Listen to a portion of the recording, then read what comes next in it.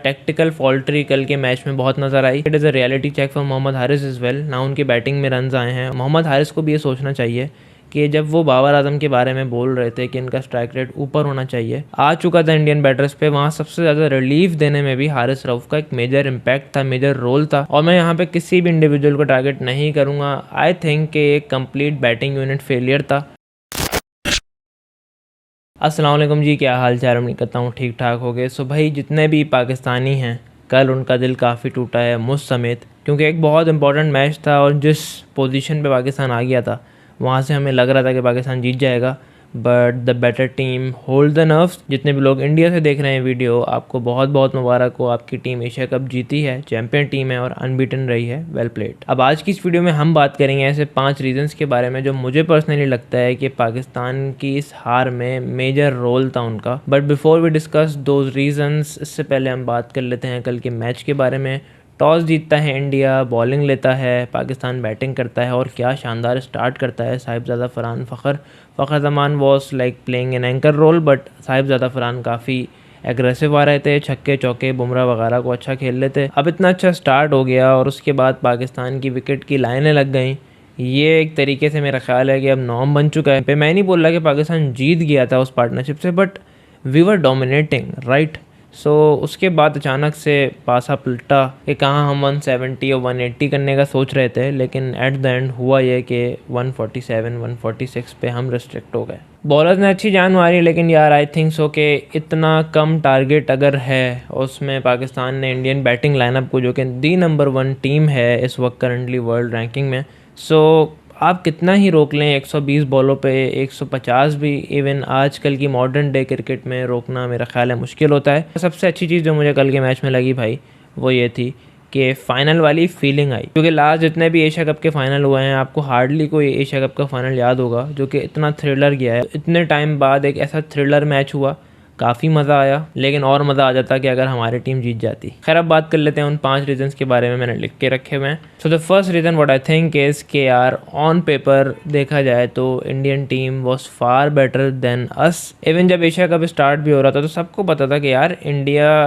तो world champion रह चुकी है। सो उसके लिए सिर्फ एशिया की टीम्स के अगेंस्ट कम्पीट करना, जिसमें मोस्ट प्रोबेबली सिर्फ पाकिस्तान ही ऐसी टीम थी जो टफ टाइम दे सकती थी, ऑल्दो श्रीलंका ने भी दिया, बट उनके लिए जितनी भी टीमें हैं उनसे रैंकिंग में बहुत पीछे हैं। तो New Zealand, Australia, England, south Africa, ये टीमें हैं जो इंडिया को टक्कर देती हैं और इंडिया का अच्छा मैच होता है। बट पाकिस्तान, श्रीलंका, अफगानिस्तान, इंडिया हमेशा इनको डोमिनेट करता आया है, जो कि सच है। Now the second reason I think is के पाकिस्तान का जो ह्यूज बैटिंग कोलैप्स हुआ है, वो किसी ने भी एक्सपेक्ट नहीं किया था, बट स्टिल हम फिर भी एक्सपेक्ट करते हैं कि पाकिस्तान कुछ भी कर सकता है, और वही हुआ। लाइक यार 112 रन है आपके और सिर्फ एक आउट है, और उसके बाद पलक झपकते ही आप सिर्फ 33 रन बनाते हैं और अगले 9 बैट्समैन आउट हो जाते हैं। That is insane literally. मतलब ये गेम अवेयरनेस थी हमारे जितने भी मिडिल ऑर्डर बैटर्स की थी, और मैं यहाँ पे किसी भी इंडिविजुअल को टारगेट नहीं करूँगा। आई थिंक कि एक कंप्लीट बैटिंग यूनिट फेलियर था जिसमें तमाम मिडिल ऑर्डर के बैटर्स शामिल थे। The third reason which I think is के यार, टेक्टिकल फॉल्ट्री कल के मैच में बहुत नज़र आई। क्योंकि जब आप एक फेज़ डोमिनेट कर रहे होते हो मैच का, सो आई थिंक इसके वहाँ पे इम्प्रोवाइज करना होता है, और वहाँ पे पाकिस्तान से गलतियाँ हुई, गलत जगह पे गलत बंदे को भेजा गया। स्पेशली व्हाट आई थिंक इसके इस पूरी टीम में अगर कोई 2 एंकर प्लेयर्स हैं पाकिस्तान के लिए जो किसी भी कोलैप्स से पाकिस्तान को बचा सकते हैं, these are Agha Salman and Hussain Talat, और वो दोनों आए, अपने नंबर्स पे आए। वहाँ पे मुझे पर्सनली लगता है कि अगर इन दोनों को हिट पे ही जाना था तो फिर इन दोनों से बेहतर ऑप्शन था आपके पास कि आप शाहीन और नवाज़ और फ़हीम को भेज देते, ताकि आप हिट मार के चेक कर लेते, छक्के लगते हैं तो सही है, नहीं लगते हैं तो कोई बात नहीं, विकेट लूज़ होगी, नीचे से आगा और फिर हुसैन तलत पार्टनरशिप कर लेंगे। क्योंकि एक बात तो आप सब जानते हैं, आगा और हुसैन आर कंप्लीट बैटर्स ना, तो वो ईज़िली आउट हो नहीं सकते। सो उनको आउट होने का एक ही तरीका था कि भाई वो निकल के मारें, और वही हुआ, और खड़ी करके आउट हो गए और प्रेशर डेवलप हो गया। फिर नीचे आने वाले बैटर्स के पास और कोई शॉट्स थे नहीं, सिंगल डबल की तरफ वो भी नहीं गए, और फिर जो कोलैप्स हुआ, मेरा ख्याल है कि अगर यहाँ पे अच्छी टैक्टिक्स का इस्तेमाल हो जाता तो चीज़ें डिफरेंट हो सकती थी। बट अगेन यहाँ से बैठ के देखना और टीवी पे देख के बोलना काफ़ी डिफरेंट होता है बनस्बत on ground. The fourth reason which I think is कि यार पाकिस्तान ने हाफ चांसेस को अवेल नहीं किया। एक, बल्कि इवन हाफ नहीं बोलूँगा, हुसैन तलत के पास एक प्रॉपर कैच आया था, वो ड्रॉप हुआ। सो वो एक पॉइंट था जो कि पाकिस्तान ने मिस किया। और सबसे बड़ी चीज़ जो हुई है कल के मैच में, वो तिलक वर्मा का रन आउट। मोस्टली लोगों ने तो वो मिस कर दिया। आफ्टर द मैच लोगों ने उसको सही से देखा कि यार तो कंप्लीट रन आउट था और मोहम्मद हारिस का वहाँ पे बहुत बड़ा फेलियर था। अगेन यहाँ से कहना, यहाँ से बैठ के बोलना बहुत आसान है, but then again Mohammad Haris को भी ये सोचना चाहिए कि जब वो बाबर आजम के बारे में बोल रहे थे कि इनका स्ट्राइक रेट ऊपर होना चाहिए, तो वो भी कहीं पे बैठ के ही बोल रहे थे। सो मेरा ख्याल है कि it is a reality check for Mohammad Haris is well. ना उनकी बैटिंग में रन्स आए हैं, ऑल्दो वो अपनी बैटिंग पोजीशन पे नहीं गए हैं, बट स्टिल कोई एक्सक्यूज़ नहीं होना चाहिए। लेकिन जो रन आउट मिस किया वहाँ पे तो मेरा ख्याल है अगर रन आउट हो जाता और तिलक वर्मा जिस तरह खेल रहा था तो अगर उसकी विकेट मिल जाती, I think so Pakistan match easily जीत जाता। और ये बात इंडियंस को भी पता है। अब पांचवा रीज़न जो मेरा ख्याल से आप सब एग्री करेंगे ही, वो हारिस रऊफ़ की बॉलिंग थी। अब कल के मैच में हारिस रऊफ़ ने जिस तरह बॉल की है, मैं ये तो हाईलाइट नहीं कर सकता, I am not a coach, I am not a bowler, कि किस एरिया पे कौन सी बॉल करनी चाहिए थी, but whatever he did, it did not work out for him, not for Pakistan as well. और कंप्लीट फेलियर हुआ बॉलिंग पे, छक्के चौके पड़े। जहाँ पे प्रेशर सबसे ज़्यादा आ चुका था इंडियन बैटर्स पे, वहाँ सबसे ज़्यादा रिलीफ देने में भी हारिस रऊफ़ का एक मेजर इम्पैक्ट था, मेजर रोल था। और बहुत ही बुरा दिन था। मैं ये नहीं कहूँगा हारिस रऊफ़ एक बहुत बुरे बॉलर हैं, ऑब्वियसली नहीं है, उन्होंने पिछले मैचेस में काफ़ी जान मारी है, काफ़ी एफर्ट की है, but Haris Rauf, it was a bad day for him and it definitely costed Pakistan the match. Now lastly what I think इसके, ये तो 5 रीजंस हो ही गए, लेकिन अगर एक एडिशनल रीज़न मुझे ऐड करने का मौका मिले सो मैं ऐड करूँगा तिलक वर्मा की बैटिंग, आउट क्लास बैटिंग। किस तरीके से उस बंदे ने अपना रोल निभाया है, जहाँ अभिषेक और शुभमन गिल अर्ली आउट हो गए तो उस बंदे ने कोहली की कमी पूरी की। हम ये तो नहीं कह सकते कि उसने कोहली को रिप्लेस किया, बट हमें एक चीज़ पता थी कि यार अब इस इंडियन टीम के पास कोई ऐसा बंदा नहीं है आफ्टर कोहलीज़ रिटायरमेंट जो इनको लेके चलेगा और इस तरीके से पार्टनरशिप बिल्ड करेगा और इतने लंबे पैसेज ऑफ टाइम तक अपने शॉट्स को रोकेगा।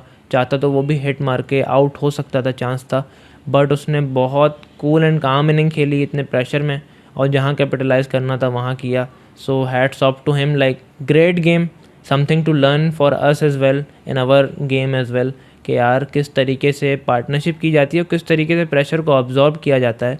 सो वेल प्लेड यार तिलक वर्मा, वेल प्लेड यार तिलक वर्मा। खैर इन द एंड मैं बस यही कहूँगा यार, मैच तो पाकिस्तान का हो गया, लेकिन there are a lot of positives to take from, but at the same time there are a lot of things which are very concerning for Pakistan, जिस पे वर्कआउट करना चाहिए। पॉजिटिव्स में अगर बात करें तो राना साहब, क्या बॉलिंग की है राना साहब ने, मतलब फ़हीम अशरफ से कोई एक्सपेक्ट नहीं कर रहा था। एशिया कप जब स्टार्ट हुआ था सब यही कह रहे थे यार इससे बैटिंग कराओ, इनसे बॉलिंग नहीं कराओ, लेकिन कमाल की बॉलिंग की है फ़हीम अशरफ ने, जितनी तारीफ़ की जाए उतना कम।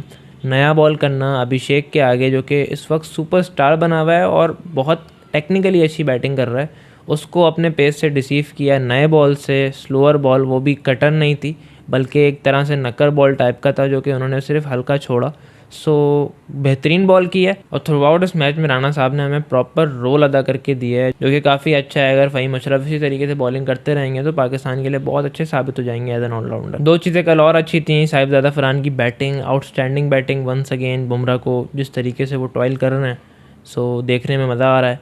आई होप कि वो इसी तरीके से परफॉर्म करते रहेंगे। शाहीन शाह अफरीदी ने जिस तरह बॉल किया कल, लाइक मेच्योरिटी का मुजाहिरा किया है, बहुत ज़्यादा आगे नहीं गए लेंथ्स में और अपनी लेंथ को बहुत अच्छा वेरी किया है, और जो लोग चाह रहे थे उनसे डिमांड थी ऑलमोस्ट अभिषेक के ऑफ स्टम्प को वो भी टारगेट कर दिया था उन्होंने, बट वो फॉर्चुनेटली वो विकेट पे हिट नहीं हुई बॉल। सो शाहीन शाह अफरीदी ने भी बहुत अच्छी बॉलिंग की है कल के मैच में। Now the conclusion from this Asia cup is कि हम फाइनल तक तो पहुंच गए, विच इज़ वेरी गुड और बहुत अच्छी बात है पाकिस्तान फाइनल में पहुंचा। बट द थिंग इज़ कि पाकिस्तान फाइनल में किन को हरा के पहुँचा है हमें ये सोचना चाहिए। हमने अफ़गानिस्तान को हराया है, अफ़गानिस्तान बाकी टीमों से भी इक्वली हारी है और अफ़गानिस्तान वो द फर्स्ट टीम जो बाहर गई है। फिर हमने बांग्लादेश को हराया, बांग्लादेश ऑलरेडी हमारी रैंकिंग से नीचे है। श्रीलंका को हराया है, although they are playing really great cricket, India को मैच अटका दिया था बट स्टिल वो भी हमारी रैंकिंग से नीचे हैं। सो तीनों टीमों को जो हमने हराया है वो तो हमारी रैंकिंग से नीचे हैं। सो हमारे लिए कोई बहुत ज़्यादा खुश होने वाली बात मेरा ख्याल है कि नहीं है। The only positive from this Asia cup is कि आपकी बॉलिंग में वो कैपेसिटी है कि अगर आप उनको अच्छे रन्स दे दें 170 180, सो वो आपको सारे मैचेस जिताने की कैपेसिटी रखते हैं। बट अगर आप उसको 140 150 दोगे तो हर दफ़ा कोई ऐसा मिरेकल नहीं होगा। सो पॉजिटिव्स हैं कल के मैच से कि दुनिया की नंबर 1 टीम इंडिया को आपने इस तरह से फाइनल में टक्कर दी और वन साइडेड मैच नहीं हुआ, ये एक पॉजिटिव है। But this is not something कि हमने बहुत कुछ अचीव कर लिया है। There are lot of things to achieve more and we definitely should. इंशाल्लाह जो अभी नज़र आ रहा है, जिस तरह का बिहेवियर है, जिस तरह का एटीट्यूड है, so it is good towards the game. I hope कि ये गेम तक ही स्टिक करे। पॉलिटिकल इश्यूज़ जो हैं वो सराउंडिंग में चल रहे हैं। द बेस्ट थिंग इज़ कि पाकिस्तान टीम मैच जीते और आलमी सतह पे अपना नाम ऊपर करे, और अगर मैच जीतेंगे तो तमाम लोगों को जवाबात खुद ही मिल जाएंगे। सो आई होप सो कि पाकिस्तान टीम अच्छा करेगी। अभी वर्ल्ड कप आने वाला है, उसके लिए तैयारी करेंगे। So this was it, like this is my take on Pakistan Asia cup journey. I hope कि आपको ये वीडियो पसंद आई होगी। I try to remain my self cool and calm. दिल बहुत टूटा ऑब्वियसली कल के मैच के बाद, but in the end it's part of game and the better team won the match. I hope कि आपको ये वीडियो पसंद आई होगी। मैं मिलूंगा आपसे नेक्स्ट व्लॉग में, तब तक के लिए अल्लाह हाफिज़।